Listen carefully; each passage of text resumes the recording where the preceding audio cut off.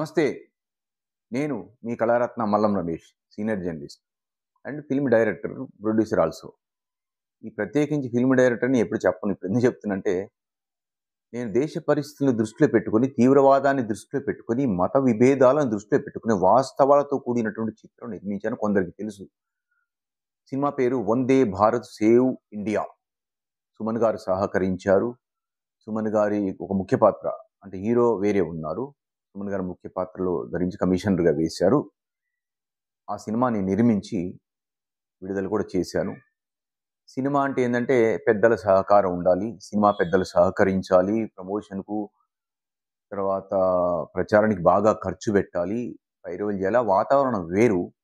చాలామంది ఏం చేశారంటే, కుటుంబ సమేతంగా చూసే సినిమాలు రావటం లేదు, సందేశాత్మక సినిమాలు రావటం లేదని చెప్పి ఆవేదన చెందుతూ అవి తీయాలన్నారు కాబట్టి నేనైతే అదే తీశా. ఈ విషయం ఏంటంటే, ఈ కుటుంబ సమేతాలు, సందేశాలు, దేశభక్తి సినిమాలు వదిలేసి ఎక్స్‌పోజింగ్, గ్లామర్, ఐటెమ్ సాంగు, అశ్లీలత, డబుల్ మీనింగ్ ఇలాంటి వాటికి జనం చూస్తారు.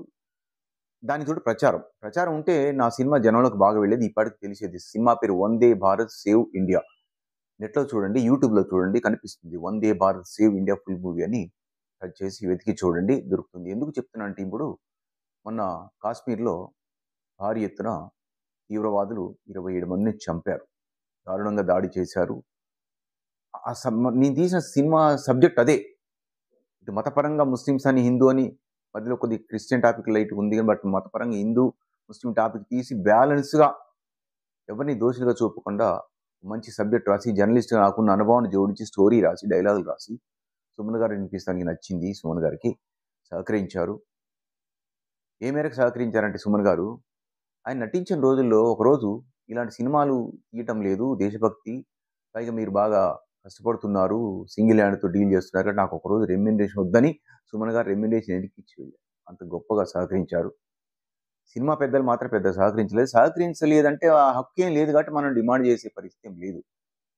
సినిమా అంటే వ్యాపారం కాబట్టి ఎవరిష్టం వారు.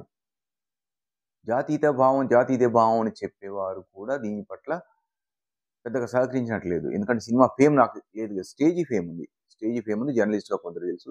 సినిమా మొదటి సినిమా కాబట్టి డెబ్యూ డైరెక్టర్ కాబట్టి సహకరించలేదు. కానీ ఇప్పుడు జరుగుతున్న సంఘటనలన్నీ నా సినిమాలో ఉన్నట్టుగానే ఉన్నాయి. అది నేను చెప్పదలుచుకుంది. పెద్దగా సపోర్ట్ లేకపోయినప్పటికి తీసి రిలీజ్ చేశాను. చూసిన వారికి నచ్చింది. తీవ్రవాదం, మతాలు, పాకిస్తాను, కాసింత బంగ్లాదేశు ఈ సంఘటనలు అన్నీ కూడా దాంట్లో వచ్చాయి. ఈ నేపథ్యంలో అలాంటి సినిమాలను ఆదరించాలి. ఇప్పటికైనా దయచేసి సహకరించండి. యూట్యూబ్‌లో దొరుకుతుంది.